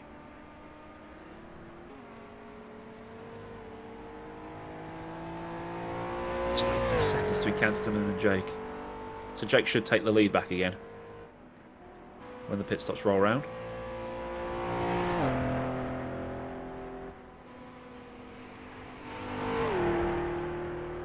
Yeah, Scooby's doing really well in the 5 litre class because he was second in the 5 litre class, even with the controller, and he's in for a pit stop at the moment.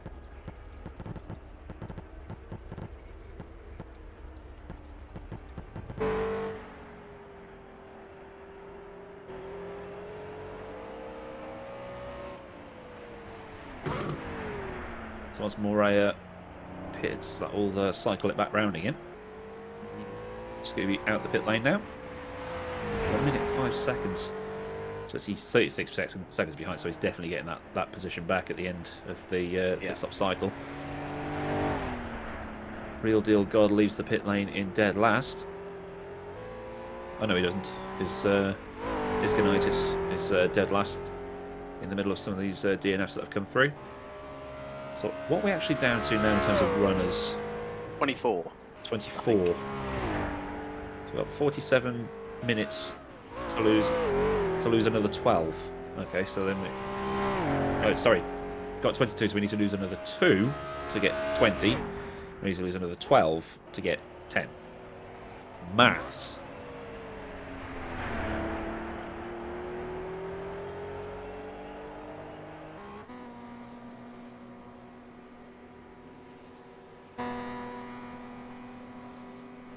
In terms of on-track battles, everything's settled down a bit. There's nobody in striking distance of anybody else right now, so it's kind of just watch the cars, enjoy the noise, enjoy the scenery, and hope nobody else stacks it in the next 45 minutes or so.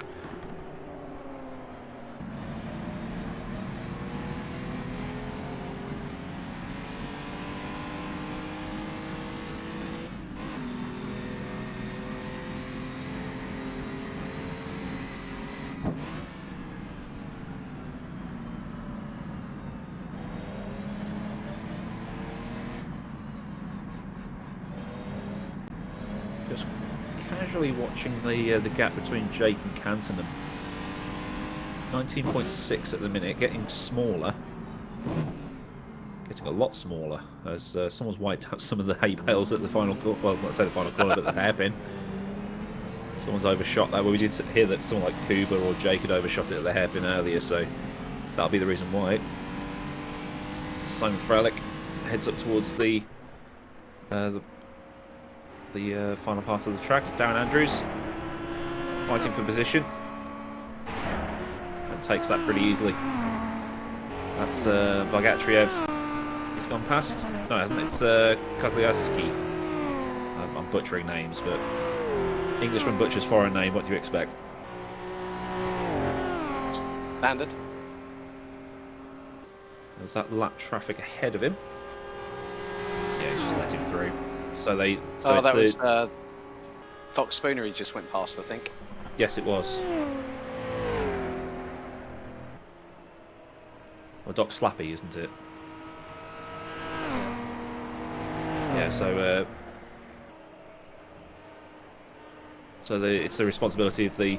It's not like Formula One where the lap traffic has to just dive out the way. It's just the responsibility of both cars to work together, like it is in real endurance racing.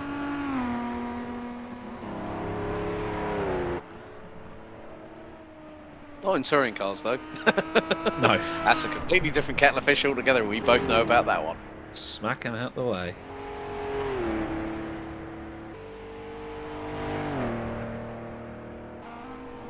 Hrrc keeper. So the car exit in the pits is Kotliarski. So he's got his lap back on that particular car. And that's a show of how Isganatis's race has gone. He's a lap behind the car in front. That's a fair play to him for carrying on. Finish the race. Should bag at least a point for finishing 6th in that particular class. See all the road signs for Belfast and Lisburn and places like that. Never actually been to Ireland. I probably should at some point. I nearly ended up going to Belfast actually a little while ago. I think it was 2018.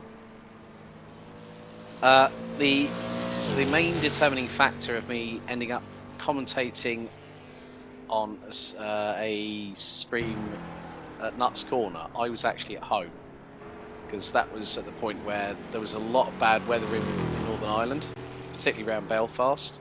So I went to Stansted, was due to get my flight over there. I was there for 4 hours. I thought, oh, I'll have a little bit of lunch. And then the flight drops off the boarding, and I was like, what's happened? And then I get a text message 5 minutes later, your flight has been cancelled. Oh, God. Really? And I looked on, then I looked on the news, and I was like, that's why I'm not going to be there tomorrow. I'll be at home.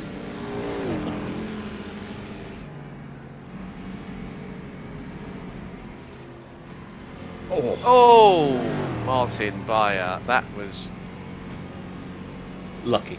I think as the Germans would say, meine Güte. My God.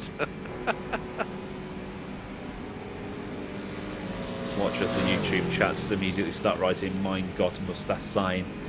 Oh dear. Sebastian Vettel, Ferrari, Sachs Curve, Hockenheimring. Yep.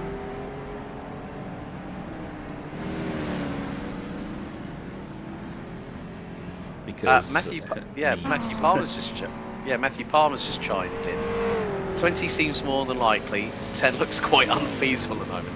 We've still got just over 40 minutes to go, Matthew. Bolts is out. Oh.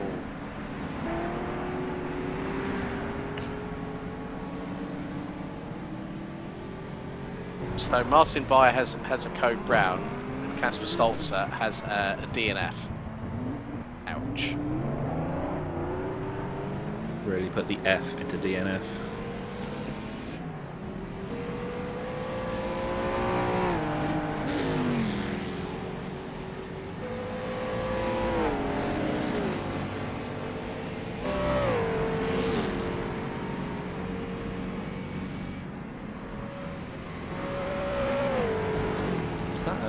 Is that for position ahead? Just trying to find it. No, it isn't. No, next, okay. Simon Frelick's the next car up from Martin Bayer. Yes, I see now. That's Toby Johnson again. 218 Mercedes.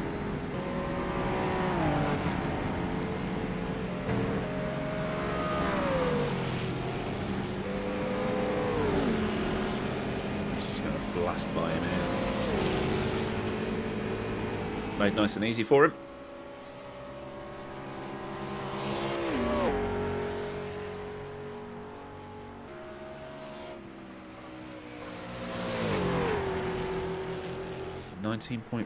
.4.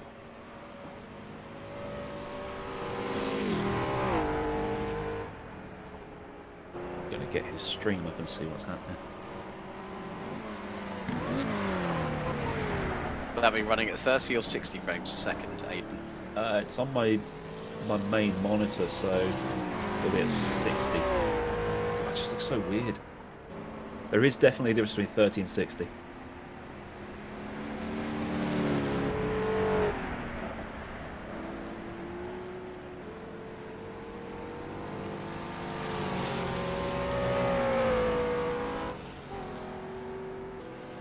Oh, it looks like Jake has damage.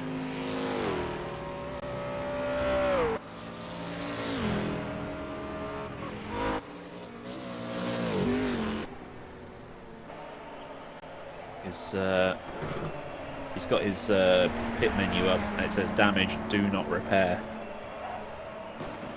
Whoa! See ya, Doc Slappy. Oh, He's going to need a chiropractor stat. That I just clocked the number of the car. That was Simon Hrrc actually. That we just went past him.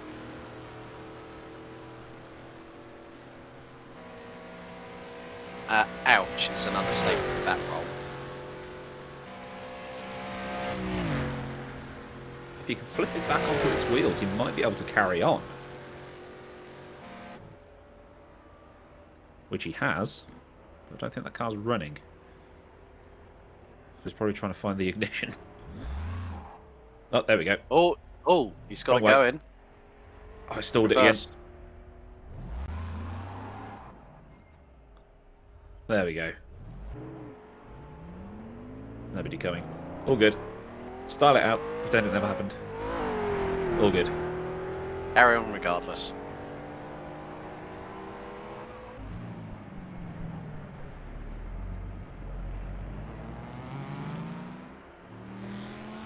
Yellow in sector 1 once again. As Matt Wright looks to lap some traffic here. Beninka and Bogatriev in the pit lane. Starts to slowly move it down the order. And Jose drives. He's got 3 wheels on that wagon. That's the first time in quite a while, and he's just DNF'd. I think we're down. Doc Slappy's DNF'd as well now. I think we might be under 20. Still going.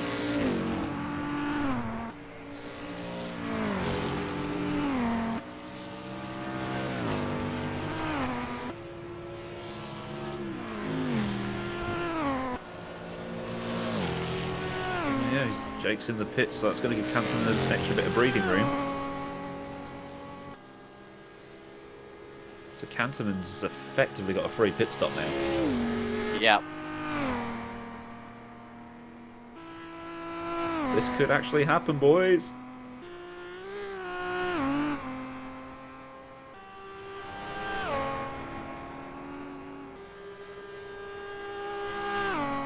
Splash and dash them.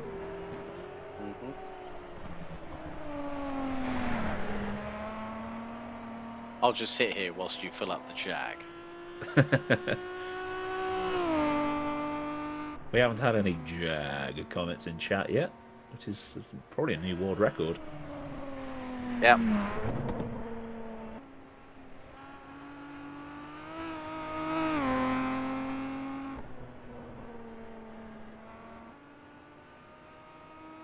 And what's more, 2 2-litre class cars in the both Maseratis in the top 3. 80-second gap.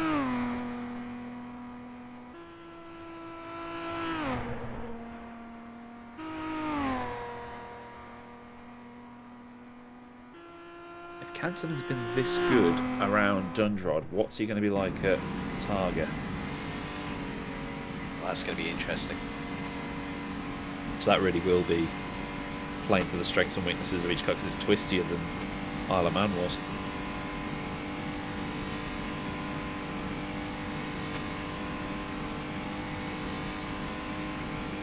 This shows that Ascari was sandbagging during pre-qualifying.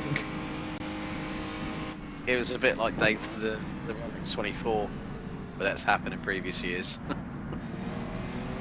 Well, Ascari pre-qualified with a 4:15.2. The next car, which was Simon Freilich, was a 4:20.1. So 5 seconds. Nearest makes no difference between first and second in that class. Conversely, Jake from Jackson was 2 seconds.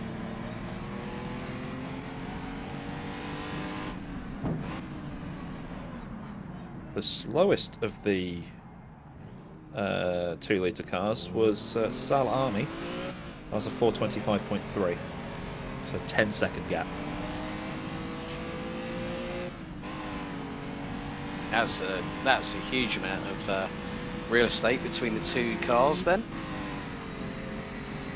Ascari's just not human.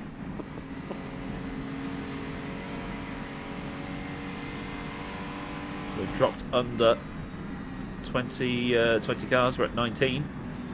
84% of the YouTube poll was correct.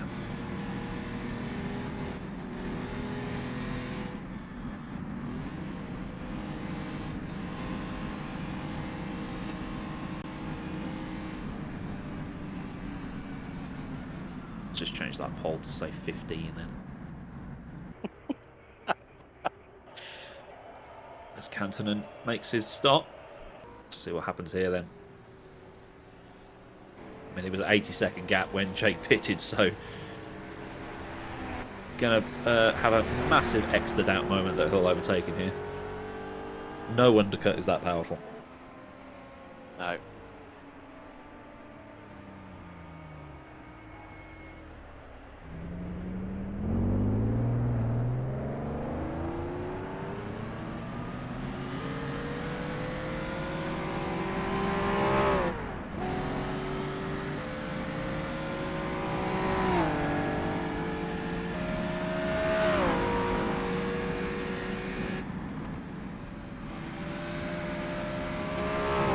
Scarry's left the pit lane. Should be a comfortable lead, because Jake hasn't passed the pits yet.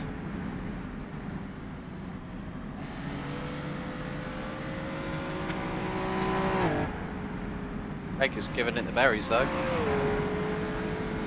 One slidey boy. Passes the pit lane now. Hitting the red line as well.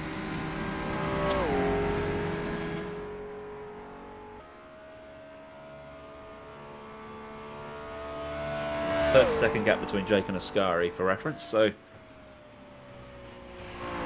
second a lap for the a second a minute for the next 30 minutes. Why not?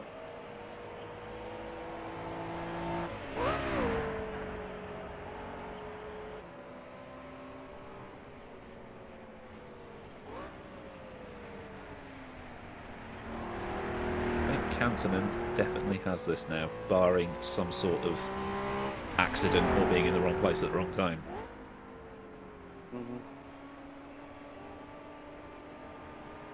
I think the magic word we're going to be looking for here is back markers, depending on how many he catches up to. But with the amount of literally detriment to the field, you know, over half of it gone, with just over 31 minutes remaining, I think Jake's got to pray for a miracle right now here, Aiden.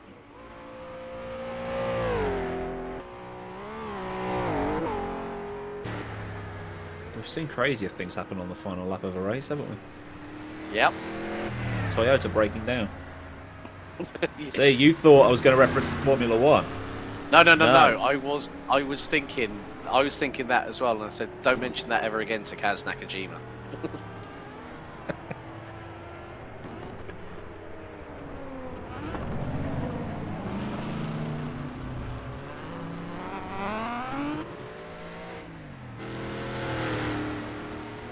That's a stat I never thought I would hear. Oh, yeah. True. The car ahead DNF 2 laps ago and he's still not caught him. Wow. That's not because he's a terrible driver, he's just had some bad luck. Let's just make that clear. I was going to say he's probably done more laps on 4 wheels than he has done 3 now, with half an hour to go. Just finish. 2 points in the bag.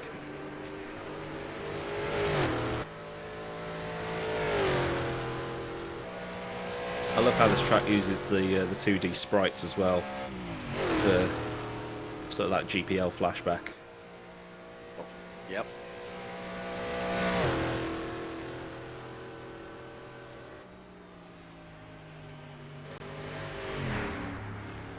Well, currently 71% of the chat think that it's going to finish with fewer than 15 cars.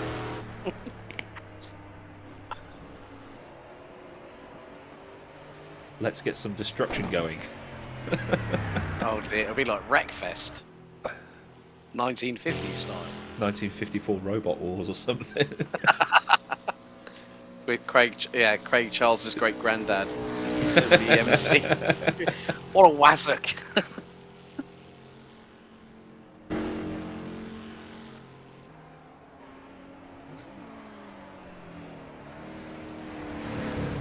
Young Jonathan Pierce.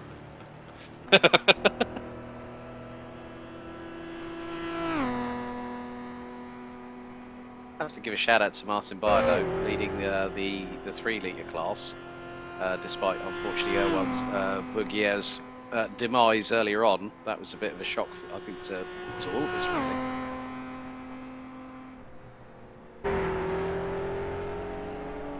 We're almost in with a chance of having all 3 classes on the podium, but Bayer's got to sort of demolish a 9-second lead over the next 30 minutes or so. Might be able to do it. Given it's a 4-minute lap. Yeah, we'll have to see what happens if he closes up to Simon Hrrc.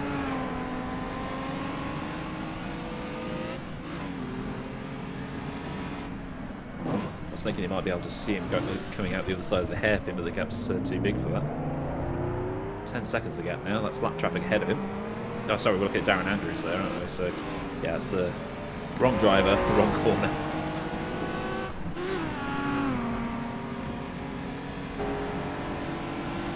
That gap is going down though between Bayer and Freilich though, so might be done before the end.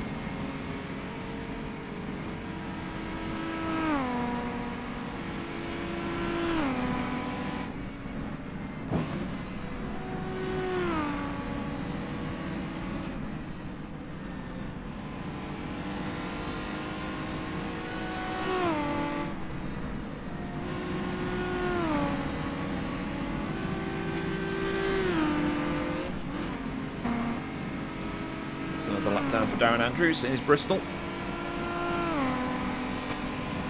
26.48 on the clock.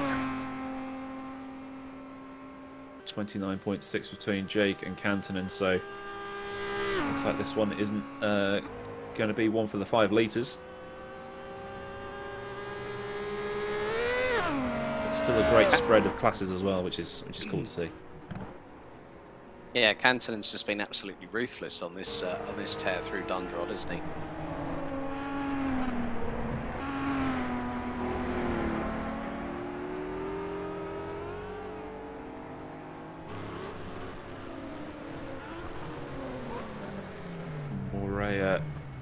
That's Silberwolf in front of him, so we should have a battle momentarily.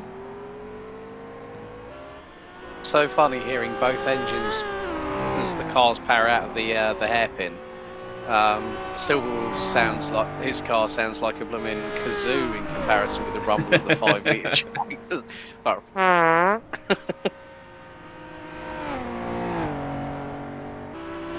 growl of the Jag and the it's like the wasp in a can of the Aston in front.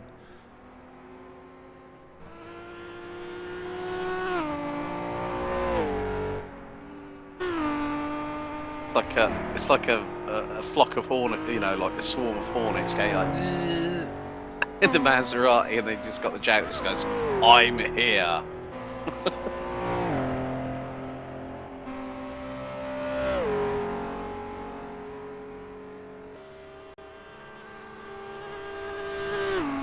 Should overpower the car up the straight, you would have thought. Looking back from Silberwolf's car. There's the Jag on the prowl.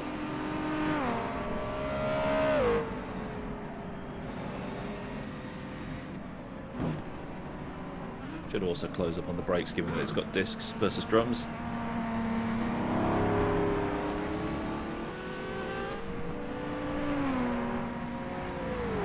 Mantis in the pits once again.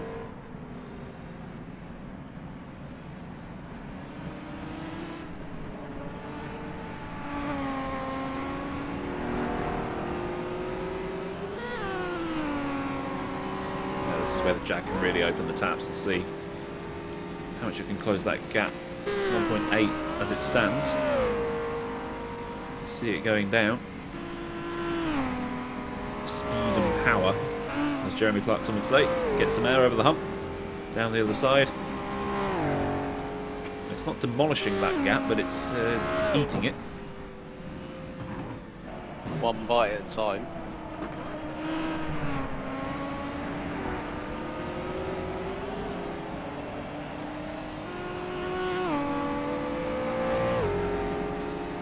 saying that, it is nearly tea time and I am hungry.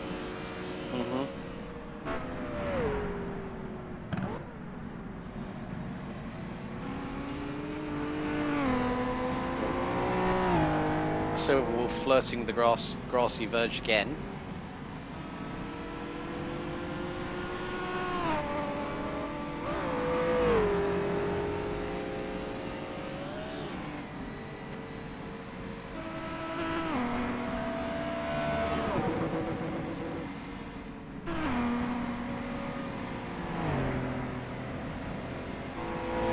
Bear's in the pit lane.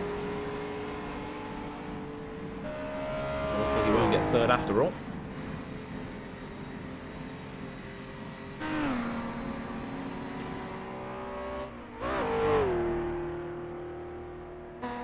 He also could lose out in the class lead as well to Hrrc. That gap's coming down as Bayer's been in the pit lane now for 30 seconds. Well, he shouldn't be there for that long because he doesn't need to put that much fuel in to reach the end, but stranger things have happened as the meme shows itself one more time. Yeah, yellow in second. Hrrc also wins, so no worries there for Bayer. He leaves just as Hrrc comes in.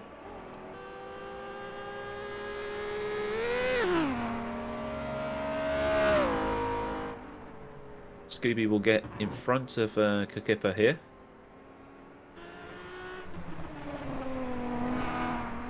Murray has destroyed that gap to Silverwolf. Lost the time, managed to get it back. Should make up loads of time on the brakes here.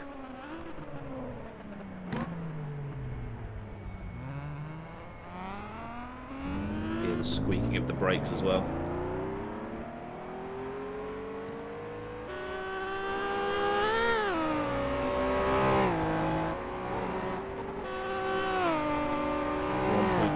Now, 0.4. It's a fast run towards the end of the lap, so Morea should be able to keep the speed up a bit. Might have to bleed a little bit more speed into the corners, but can get the power down on the exit. Whereas the 2-litre car in front can just lob it in. Yeah, you can also, yeah, just lobs it in, whereas Morea's taking wider entries into these corners just to get the car around it, just to sort of like nail that apex and then get it out the final corner like he's just done there. You can see that Silverwolf gained a lot of time on him there, or pulled a lot of time on him, I should say, because the gap's now 2.3. As Ascari Kantanen gets his Tommy Mackinnon on through the hairpin again. Channeling his inner Juha Kankkunen. Who's the Lancia driver that who was really good, but then I think it was Henri Toivonen. Yeah.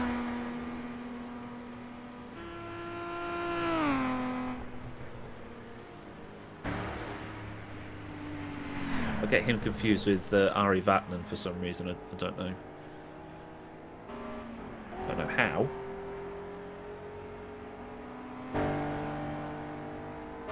28 seconds to gap between Jake and Kantanen in front. Maybe we should start calling Kantanen Alberto Oscari because he's that good.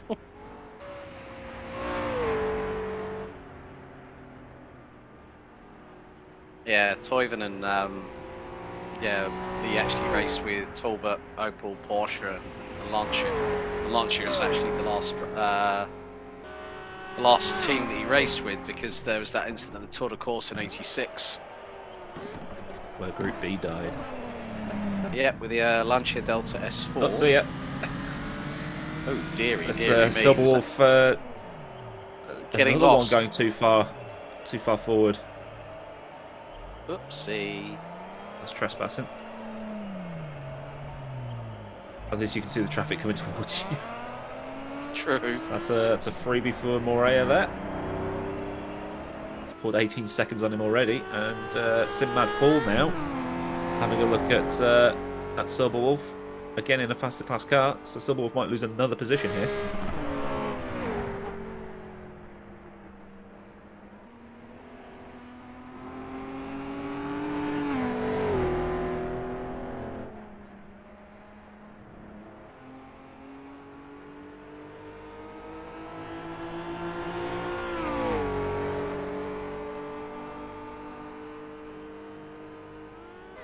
Simon Frelick in the pit lane. So Bayer might take third after all.